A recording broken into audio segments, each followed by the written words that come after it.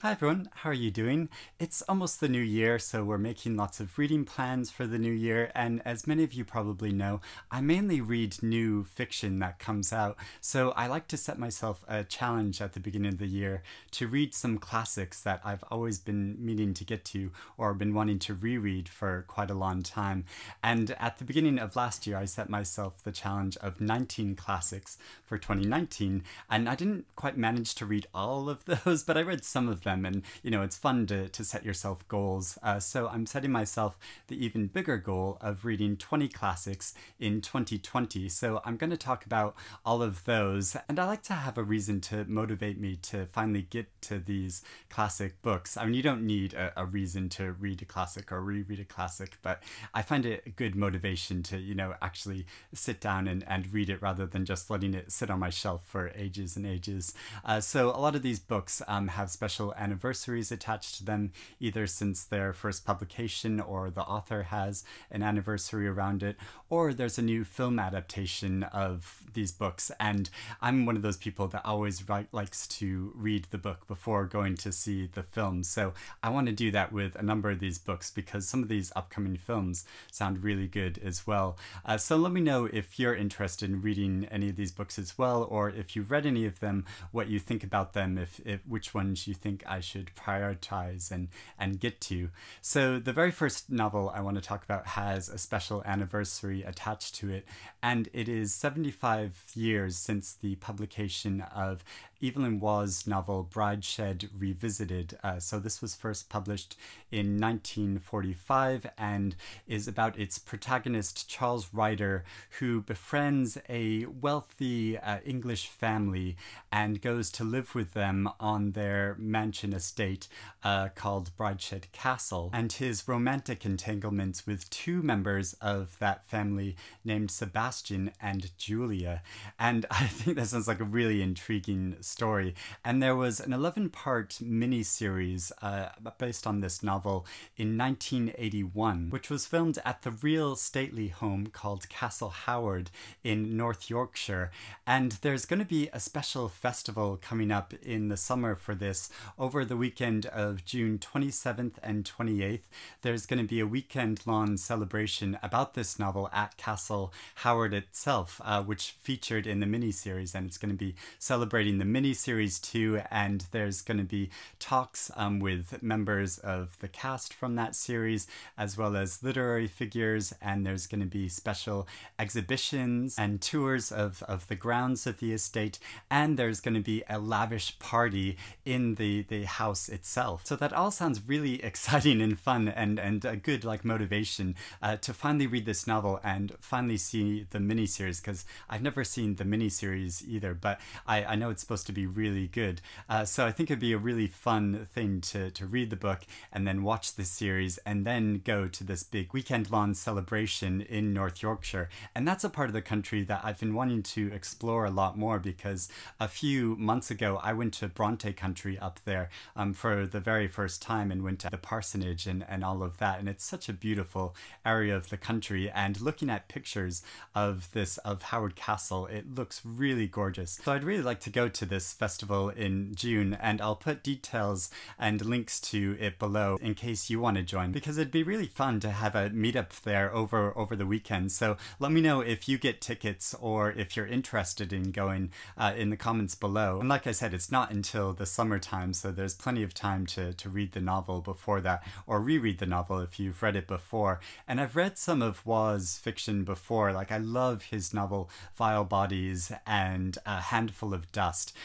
Two really great novels, and so I've been really wanting to read more of his fiction, and I've heard great things about this novel. So I'm hoping to read this soon and then book for the festival itself. Then there are a number of books which have new film adaptations coming up of them. So the first is David Copperfield by Charles Dickens, and it feels like every year there's a new adaptation of a Dickens novel, but this new film sounds really good, and it's one of Dickens' novels that I've never read. So this novel was first serialized serialized in the years 1849 and 1850, and I think it's meant to contain a lot of autobiographical elements from Dickens' own life, and by many it's considered to be his masterpiece. The film is going to be called The Personal History of David Copperfield, and it's going to star actors like Tilda Swinton and Hugh Laurie and Dev Patel and Ben Whishaw, like all really great actors. There's also going to be a new film adaptation of Agatha Christie's 1937 novel Death on the Nile, and I've never read any Agatha Christie, and I know that's sort of a sacrilege in a lot of people's books, but yeah, I've just never read her, so I'd be really keen to read her fiction. And it seems like there's a lot of Agatha Christie things coming up in this new year, because there's actually two adaptations of her work. So there's a TV series adaptation of her novel The Pale Horse, but then there's also this big movie adaptation of Death on the Nile, and this is being directed and starring Kenneth Branagh, who also made Murder on the Orient Express. And with these films, you know, these films were also made in the 70s or 80s, I think, with a big cast of really starry cast of characters, and the same is going to be true for this new adaptation. So it's going to star people like Armie Hammer and Annette Bening and Sophie Okonedo. So yeah, really interesting group of actors. There's also going to be a big new film adaptation of Jack London's novel Call of the Wild, and I've never read this book. I feel like I should have when I was like an adolescent or a teenager, but I just never got around to it. So I'd be really interested to read it now. So this is an adventure novel from 1903, which is all about the Klondike gold rushes, and the film is going to star Harrison Ford and Dan Stevens, and Dan Stevens played the lead character in the adaptation of The Line of Beauty, Alan Hollinghurst's great novel, and it was a really good adaptation too, so I'd be really keen to see this film, and of course want to read the novel first. There's also going to be a big new film adaptation of Daphne du Maurier's classic novel Rebecca, that she was first published in 1938, and I know I've been wanting to read this novel for ages and ages and keep saying I'm gonna read it, but I really hope I can be motivated to read it this time. So I know the story basically already because I love the 1940 film made by Hitchcock, and you know, I know it concerns an aristocratic wife who is sort of haunted in this big house by the presence of her husband's first wife. And the new film is going to be directed by Ben Wheatley, which is a really interesting choice because he's made very gritty films like Down Terrace and Kill List, and it's going to star people like Armie Hammer and Lily James and Kristen Scott Thomas. So it's another really good cast. So yeah, I'll be quite keen to see this new film, but I know I should really get around to reading the novel as well, and I have this beautiful 80th anniversary edition that Virago published a while ago. There's also going to be a new TV series of Aldous Huxley's 1938 novel Brave New World. Now this is a novel I actually have read before, but I'd be really keen to reread to see how it stands up, because I think I first read it as a teenager or a late teenager, so it's been a long time, and it's about a dystopian society that has an intelligence-based social hierarchy, and it'd be really interesting to see how relevant it still is today.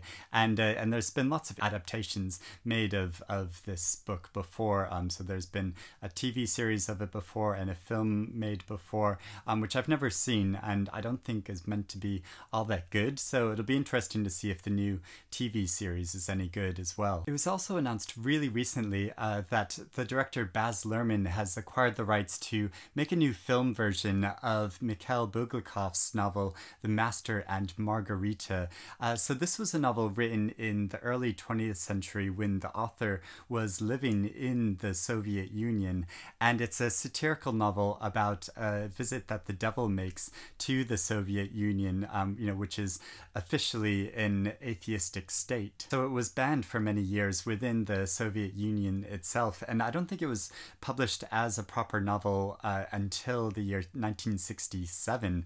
And Baz Luhrmann obviously makes very like lavish productions of classic films like the Great Gatsby. So I'll be really interested to see what he makes of this. And it sounds like a really like curious, like fun story. And it's been a novel that I've always been interested in reading. And just like it seems that there's always a new film adaptation of a Charles Dickens novel, it always seems like there's a new film adaptation of a Jane Austen novel. And in 2020, there's going to be a new film of her 1815 novel, Emma, which is a comedy of manners and a tale about social status. And I know a lot of you have been hounding me that Jane Austen is an author I really need to get to grips to, because it's somebody I've never really enjoyed reading all that much before. I talked about this in the classics book tag that I made recently, where I've just never really got along with her novels, but I'd be really keen to try reading her again and see if I get along with her this time. And something that makes me especially interested in this new film adaptation is that it's being co-written by Eleanor Catton, the author, Booker Prize winning author of The Luminaries. So I'm so interested to see how that's going to play out on the screen. And it's also starring Anya Taylor-Joy, who's a really good actress that was in a film called Thoroughbreds that I really loved and would recommend, but it's also going to be starring Bill Nighy. So yeah, it's going to be a film to watch. And speaking of Eleanor Catton, I'd be really interested to reread her big novel, The Luminaries, in 2020, because there's going to be a 6-part BBC Two series based on that book. And I know a lot of people probably won't count The Luminaries as a classic novel because it's only published in 2013. But, you know, I think it really is going to be a future classic. I mean, it won the Booker Prize and has been much acclaimed, and I think it's a brilliant novel. So I think it is going to stand the test of time like that. Such a great sweeping story about a settlement in New Zealand where many locals try to make their fortunes in nearby gold fields. And I haven't read this novel since it was first published in 2013, so it's been 7 years, so it'd be really great to revisit it now before this new TV series comes out, which stars Ava Green. Then there are a couple of classic children's books I'd like to throw into the mix as well, because there's new film adaptations being made of them, and I've never read the books themselves. So the first is The Secret Garden by Frances Hodgson Burnett, and so this was first published in book form in the year 1911, and it has a really dark story. So it's about a young unloved girl who's raised in India, and her parents die in a cholera epidemic, so she moves to England and goes to live with an uncle who she's never met before in his mansion estate out in the countryside, and there she discovers a secret garden. And the story has a sort of gothic feel to it, and this new film adaptation of it is meant to be quite gothic as well, and it's starring Colin Firth and Julie Walters, and I hear it's really great. I think there was also a film made of it in 1993, so it's been quite a while, so it'll be interesting to see this updated version of it. There's also a new film version of Roald Dahl's 1983 novel The Witches, which is about a boy who stumbles upon a conference of witches, which sounds like a really fun story. And I read recently some of Roald Dahl's short stories for adults, and I'd be really interested to revisit some of his children's fiction, and this is one of his books that I've never read, and this is, I think, going to be a big new film adaptation because it's being directed by Robert Zemeckis, and it's starring Anne Hathaway as well as Octavia Spencer and Chris Rock and Stanley Tucci. I've also been wanting to get into reading some science fiction, and I think a good place to start would be with reading some classic science fiction, and I've never read Frank Herbert's 1965 novel Dune, which takes place on a desert planet where there's a fight for this precious life-extending drug. And I know a lot of people have been reading this on BookTube recently and having discussions around it and making videos around it. So I think it'd be really fun to go back and watch some of those videos after reading the novel for myself. And there's also a big new film adaptation coming of this novel, which is being directed by the same director who made the film Arrival and Blade Runner 2049. So I think it'll be really atmospheric and really big, and I think it's going to come out at the very end of 2020, so that'll give me some good time to read the book before seeing the film. And it's going to have a really amazing cast, including Timothée Chalamet and Rebecca Ferguson, Oscar Isaac and Josh Brolin, Charlotte Rampling, Jason Momoa, and Javier Bardem. So really great cast. Then there are some novels which have some big anniversaries attached to them, and it's going to be the 100th anniversary since the publication of Agatha Christie's very first novel called The Mysterious Affair at Styles. And I told you it's going to be a big year for Agatha Christie. And I've talked about before how when I go to read an author for the very first time, a classic author for the first time, I like to start with the very first book and then read some of their other novels. But I know with Agatha Christie, she's written a lot of novels. So I think a good thing might be to do is to read one of her big classic novels like Death on the Nile, and then go back and read her very first novel. And so with this novel, it was her introduction of her classic detective character of Poirot, who was a Belgian refugee of the First World War, who comes to live in Britain. And when he comes to live here in the story of the novel, he befriends a woman who helps him sort of settle into English life. And then she winds up dead, and he uses his detective skills to investigate her murder. Another classic author whose debut novel was first published in 1920 is F. Scott Fitzgerald. So his novel This Side of Paradise was first published in that year, and this is the story, another story which is sort of about the lingering effects of World War I, and it's about a beautiful young student who goes to Princeton and studies literature, and so with a lot of F. Scott Fitzgerald's writing, it sort of centers around social class and aspirations like that. And this is an author that I've never really got along with that great. I mean, I enjoyed his novel The Great Gatsby, but I know for some people, this is one of, they think, the greatest novels of all time, and I just didn't feel that way. And I also read his novel Tender is the Night, which I just didn't think was that great a novel. So I'd be really interested to see what his debut novel is like. Another novel which was first published 100 years ago in 1920 is Edith Wharton's novel The Age of Innocence. Now, this is a novel I've read before, but I'd be really keen to reread. And so, and I think it's important to reread the classics as well as reading them for the very first time. And this novel I loved so much. And it's about upper class society in New York City in the 1870s, and a love triangle. And like I said before in the classics book tag, this is a film adaptation I loved so much as well. So I'd really enjoy revisiting this novel. Now, a novel that was first published 150 years ago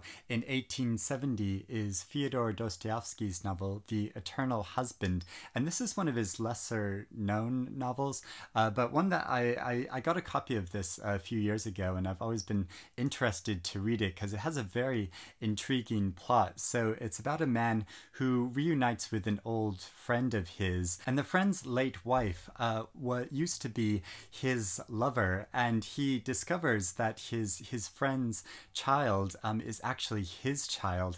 So obviously this is a very fraught situation, very dramatic situation, and I think it is meant to have a very dramatic ending. So I'm interested to see how that plays out. Another book which is celebrating its 150th anniversary is Charles Dickens' novel The Mystery of Edwin Drood, and so this was serialized in the year 1870, but Charles Dickens died before he could finish it. He only only finished about half the novel that he was planning to create, and he didn't leave any sort of big plans about how, or a sketch of a plan of how he was going to finish the novel. So people have always wondered how he was going to complete it, and I think a few authors have written potential ends to the book. But yeah, I've always been keen to read this novel because I think it's meant to be a bit gothic and sort of surreal.